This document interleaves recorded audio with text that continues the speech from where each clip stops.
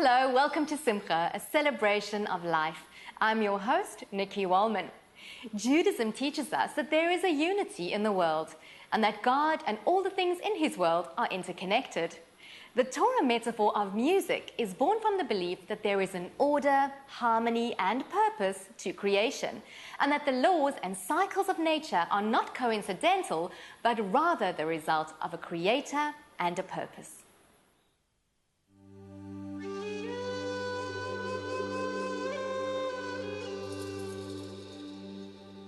The actual experience of blending art, music, and femininity is dated back to the experience of the Holy Temple.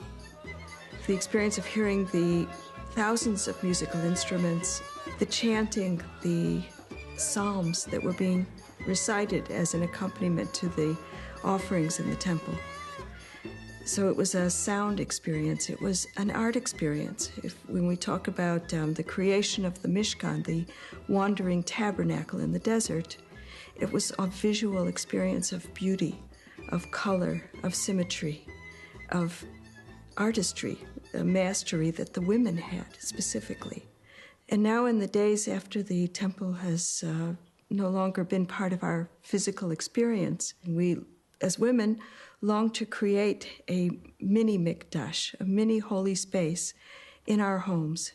And we do that through the colors that we bring in, the music that we play, the songs that we sing as we're cooking.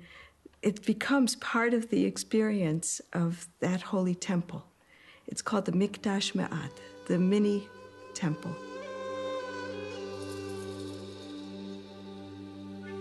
The world was created with the letter Bet, which indicates the number 2. So there's male and female in every individual person and in every experience in life.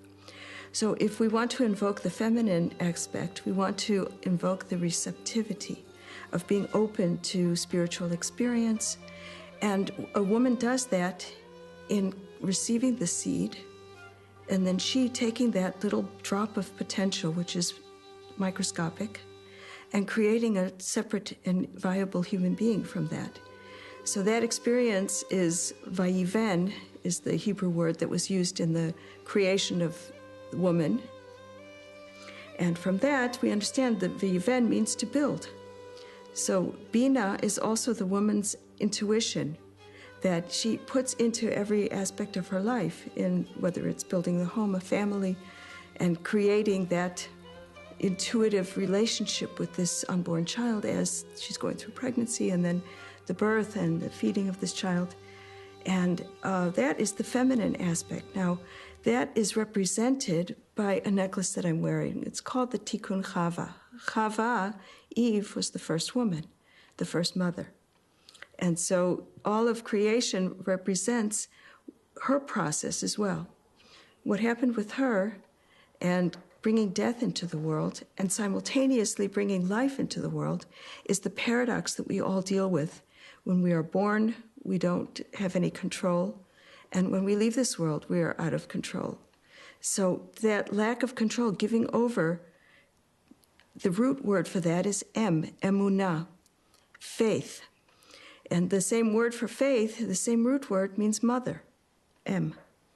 So it's also the same root for omanut, which is art, and artisan, and all of the words that are associated with that all stem from that 2-letter gateway into the word, which is mother. The necklace is based on 3 intersecting stars. The larger and outer star is 8-pointed, 8 for the 8 days of the circumcision count that was given to Avraham Avinu, Abraham, the first Jew. Then there's the 6-pointed star, the Star of David, which is based on a polygram of a 6-sided hexagon that the outer petals fold in like a rose.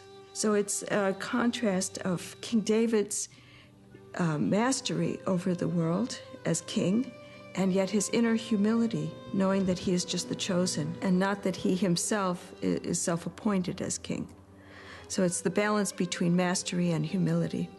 And the 5-pointed star is less known. It's called the Shield of Solomon. Solomon was the builder of the Holy Temple. So the Holy Temple is, again, the inspiration for our art, the concept of hidur mitzvah, of making the mitzvah beautiful. So the five-pointed star represents the whole human being. That is, male and female united together. So the five are the head above, the two arms, and then the two legs below. Those are the 5 points of the whole human being, which we're striving toward. The process of humanity and its evolution is that men and women the woman will rise up again from a relatively lowly position in regard to men, and that she will stand on her own 2 feet and be an equal with her husband. And united, they can have the most balanced and beautiful world.